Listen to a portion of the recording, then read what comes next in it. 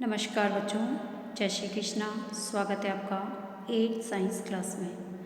तो बच्चों, आज हम 16 लेसन पढ़ने जा रहे हैं जिसका नाम है प्रकाश।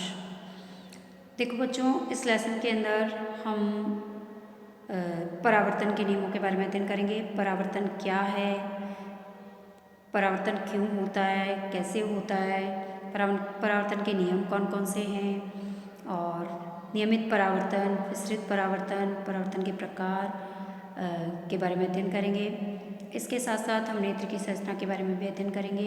तो चलते हैं बच्चों हम टेक्स्ट बुक की ओर। देखिए बच्चों, संसार की विभिन्न वस्तुओं को हम अपनी ज्ञानेंद्रियों के द्वारा ही जानते हैं। ज्ञानेंद्रियाँ यानी कि हमारे सेंस ऑर्गन, आँख है, नाक है, कान है, जीभ है, त्वचा है, ये हमारे सेंस ऑर्गन्स कहलाते हैं, जिनको हम ज्ञानेंद्रियाँ कहते हैं।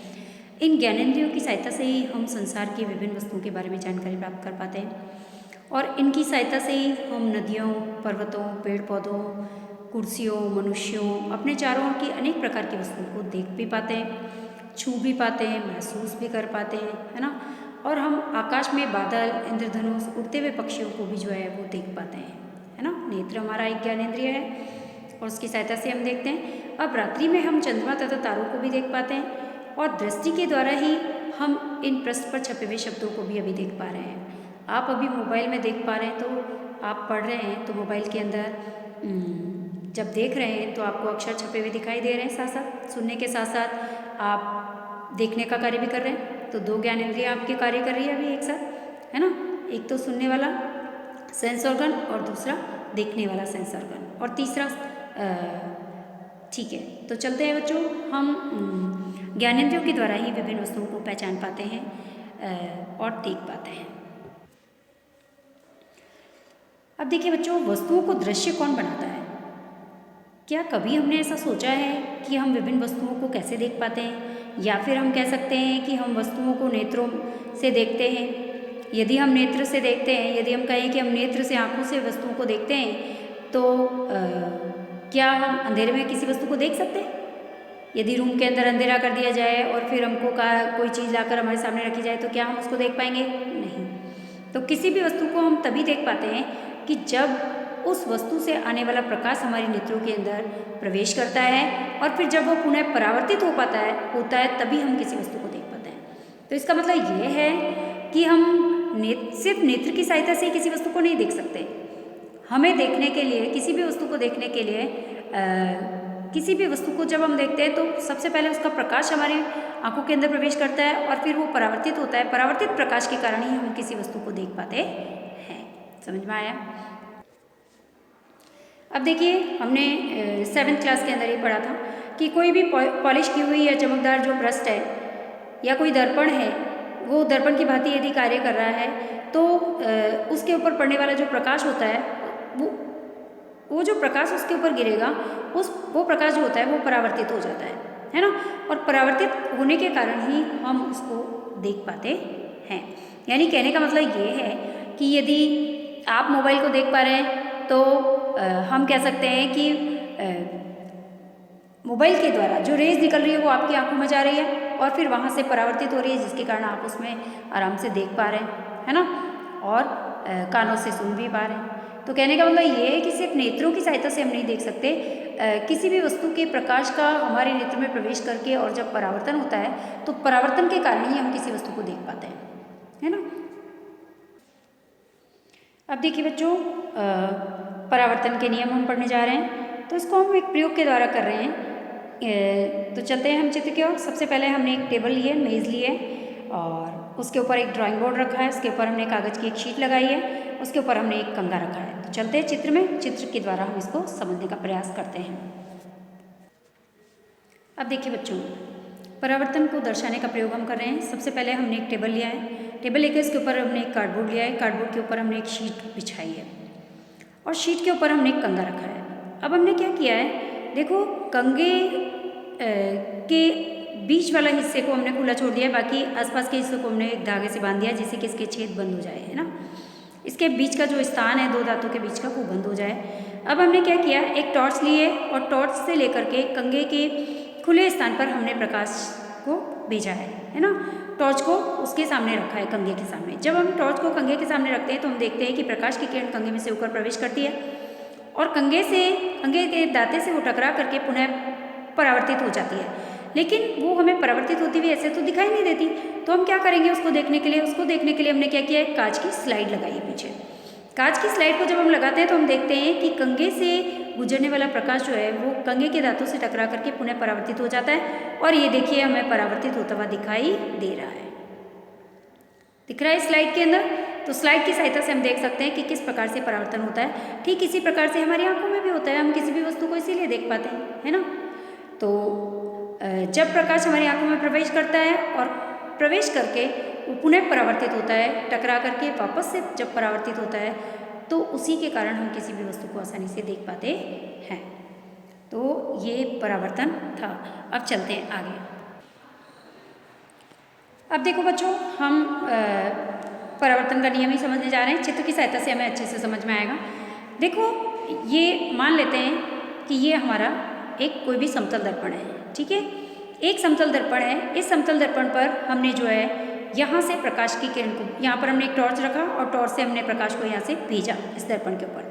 तो जब हम इस दर्पण के ऊपर प्रकाश को भेजते हैं, यानी कि प्रकाश की किरण जो होती है वो दर्पण पर जाकर टकराती है। प्रकाश की किरण दर्पण पर जाकर टकराती है, तो ये प्रकाश की किरण जो दर्पण की ओर आकर्षित हो रही है या दर्पण के ऊपर जाकर जो टकरा रही है, इसको हम आपतित किरण कहते हैं। क्या कहते हैं? आपतित किरण। समझ में आया? अब देखो, यहाँ से ये आपतित किरण जो होती है दर्पण से टकराती है और दर्पण से टकरा करके वापस पुनः परावर्तित हो रही है, वापस लौट रही है। तो वापस लौटने की जो प्रक्रिया होती है इसको क्या कहते हैं? इसे क्या कहते हैं? परावर्तित किरण कहते हैं। समझ में आया? आया समझ में? देखो, ये एक दर्पण है, फिर से ध्यान दो, ये एक दर्पण है। यहाँ पर हमने एक टॉर्च रखी और टॉर्च रख करके यहाँ से हमने प्रकाश को इस दर्पण के ऊपर भेजा। जब हम यहाँ से यहाँ से प्रकाश को दर्पण पर भेजते हैं तो प्रकाश की किरण यहाँ से जाती है। ये प्रकाश की किरण जब जाकर दर्पण से टकराती है तो इस किरण को हम कहते हैं आपतित किरण। समझ में आया? अब जब टकरा करके वापस ये लौटती है तो इसे कहते हैं परावर्तित किरण। समझ में आया? अब थोड़ी देर के लिए भूल जाओ ये बीच वाली लाइन को। अब ये आपतित किरण, ये परावर्तित किरण।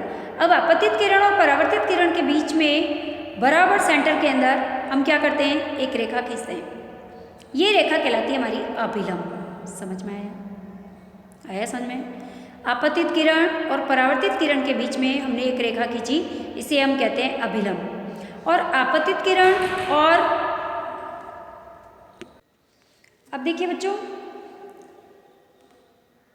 ये आपतित किरण दर्पण के ऊपर जो जाकर प्रकाश की किरण जो जा रही है उसे कहते हैं आपतित किरण, और जो टकरा करके पुनः वापस आ रही है उसे कहते हैं परावर्तित किरण। अब इन दोनों किरणों के बीच में हमने रेखा खींची है मध्य में, इसे कहते हैं अभिलंब। ठीक है। अब देखो, आपतित किरण और अभिलंब के बीच जो बनने वाला कोण है इसको कहते हैं आपतन कोण आई। समझ में आया? अभिलंब और आपतित किरण के बीच बनने वाला जो कोण है उसे हम क्या कहते हैं? आपतन कोण आई। ठीक है। और परावर्तित किरण और अभिलंब के बीच बनने वाला कोण आर, जिसे कहते हैं परावर्तन कोण। समझ में आया? आया समझ में? अब देखो, परावर्तन का नियम क्या कहता है? परावर्तन का नियम ये कहता है कि जब प्रकाश की किरण किसी दर्पण से जाकर टकराती है तो वो पुनः परावर्तित हो जाती है ना। तो आपतन कोण, परावर्तन कोण और अभिलंब तीनों एक ही तल पर होते हैं। देखो यहाँ पर तीनों एक ही तल पर है कि नहीं है? आपतन कोण, परावर्तन कोण और अभिलंब तीनों देखो एक ही तल पर है। ये परावर्तन का पहला नियम है। समझ में आया? कि जब परावर्तन का पहला नियम क्या कहता है कि जब प्रकाश की किरण किसी दर्पण से जाकर टकराती है तो बनने वाला आपतन कोण, परावर्तन कोण और अभिलंब तीनों एक ही तल पर होते हैं। ये परावर्तन का पहला नियम कहलाता है। अब देखिए दूसरा नियम क्या कहता है। पहला नियम तो ये कहता है कि आपतन कोण और परावर्तन कोण का मान सदैव बराबर होता है, यानी कि आई और आर दोनों बराबर होंगे। पहला नियम तो कहता है कि ना, और दूसरा नियम ये कहता है कि आप अपतन कोण यदि 90 का है तो परावर्तन कोण भी 90 का होगा, ये 60 का है तो ये भी 60 का होगा। समझ में आया? तो परावर्तन के दो नियम हो गए। अब परावर्तन को नियम को समझाने के लिए क्या करेंगे, सबसे पहले हमने एक टेबल लिया, उसके ऊपर कार्डशीट बिछाई, फिर उसके ऊपर हमने एक दर्पण लिया और एक टॉर्च ली। टॉर्च की सहायता से हमने प्रकाश को वहाँ पर भेजा दर्पण के ऊपर। तो हमने देखा कि एक किरण जो है जाकर दर्पण से टकरा रही है, वहाँ पर हमने एक सीधी रेखा खींच दी, है ना। फिर जहाँ से टकरा रही है वहाँ पर हमने एक बिंदु लगा दिया, ये हमारा वो बिंदु हो गया। फिर यहाँ से वापस जो परावर्तित किरण आ रही है वापस लौट कर, वो हमारी कहलाएगी, जो लौट कर वापस किरणें आ रही है वो क्या कहलाएगी, परावर्तित किरण कहलाएगी।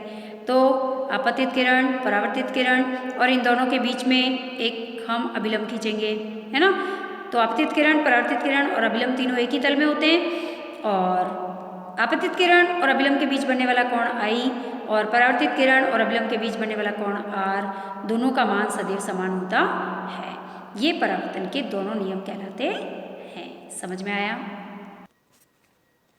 अब देखिए, क्या हमने आपतन कोण और परावर्तन कोण के बीच में कोई संबंध देखा है?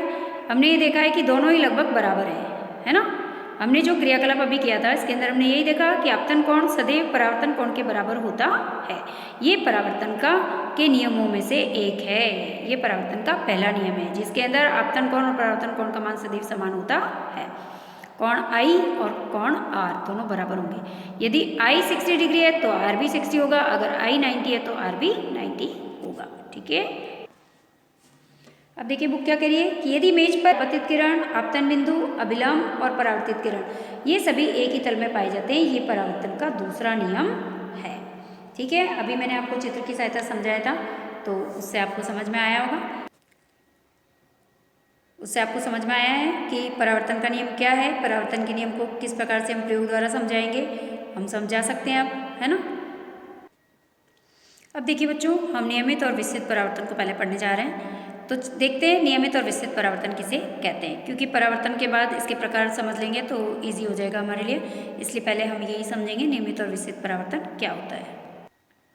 अब देखिए बच्चों, ये एक अनियमित पृष्ठ है।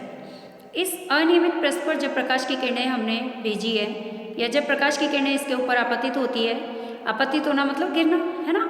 जब किसी भी पृष्ठ पर प्रकाश की किरणें गिरती है तो उसको कहते हैं हम आपतित होना, साइंस की लैंग्वेज में, है ना। तो जब किसी अनियमित पृष्ठ पर प्रकाश की किरणें आपतित होती है तो अनियमित पृष्ठ होने के कारण ये प्रकाश की किरणें जो होती है ये वितरित हो जाती है, भिन्न भिन्न दिशाओं में वितरित हो जाती है ना। तो जब ये भिन्न भिन्न दिशाओं में वितरित हो जाती है, हम कह सकते हैं कि परावर्तन के पश्चात ये किरणें जो होती है समांतर नहीं होकर के और विस्तृत हो जाती है, अलग अलग फैल जाती है ना, भिन्न भिन्न दिशाओं में फैल जाती है, इसीलिए इसको हम विस्तृत परावर्तन कहते हैं। देखिए, जैसे ये अनियमित पृष्ठ है, अनियमित पृष्ठ हमने ऊपर देखा था आपतित हो रही थी प्रकाश की किरणें, अब यहाँ पर देखो आपतन के बाद वापस पुनः परावर्तित हो रही है। तो देखो डिफरेंट जो है वो दिशाओं में जा रही है, अलग अलग दिशाओं के अंदर परावर्तित हो रही है। तो इस प्रकार के परावर्तन को हम क्या कहते हैं, विस्तृत परावर्तन कहते हैं। जब सभी समांतर किरणें किसी खुरदरे या अनियमित पृष्ठ से परावर्तित होने के पश्चात समांतर नहीं होती है और अलग अलग दिशाओं में फैल जाती है, तो इस प्रकार के परावर्तन को विस्तृत परावर्तन कहते हैं। समझ में आया? अब देखिए नियमित परावर्तन क्या है। नियमित परावर्तन में क्या होता है कि जब प्रकाश की किरणों को किसी चिकने पृष्ठ पर, हमने देखा था विस्तृत परावर्तन के अंदर प्रकाश की किरणों को असमतल पृष्ठ पर या खुरदरे पृष्ठ पर भेजा था, अनियमित पृष्ठ पर भेजा था, लेकिन यहाँ पर प्रकाश की किरणों को हम किसी चिकने पृष्ठ पर आपतित करते हैं और जब ये चिकने पृष्ठ पर आपतित होती है तो परावर्तन के पश्चात ये किरणें जो होती है वो समांतर होती है ना। तो इस प्रकार के परावर्तन को हम क्या कहेंगे, नियमित परावर्तन कहते हैं। देखो यहाँ पर ये आपतित हो रही है और वापस इसके समांतर जो है वो परावर्तित हो रही है।